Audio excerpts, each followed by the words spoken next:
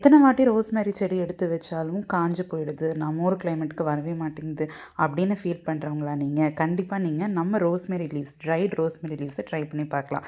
இதை எப்படி உங்கள் ஹேர் க்ரோத்தை பூஸ்ட் பண்ணுறதுக்கு யூஸ் பண்ணலான்னா, ஒரு பேனில் ஒரு 2 டம்ளர்ஸ் ஆஃப் வாட்டர் எடுத்துக்கோங்க. நம்ம ரோஸ்மேரி லீவ்ஸை பேக்லேருந்து எடுத்து 2 ஸ்பூன் ஆட் பண்ணி, ஒரு கை அளவுக்கு புதினா லீவ்ஸ் அண்ட் 2 கிராம்பு, இந்த அளவுக்கு 2லேருந்து 3 கிராம்பு நீங்கள் ஆட் பண்ணலாம். ஸோ க்ளோவ்ஸ் ஆட் பண்ணி நல்லா கொதிக்க வைங்க. முக்கியமான விஷயம், மூடி வச்சு ஃபுல் சிம்மில் வச்சு நல்லா கொதிக்க விடுங்க. கொதித்து 2 டம்ளர் தண்ணி 1 டம்ளராக வந்து இந்த கலருக்கு மாறி வரும்.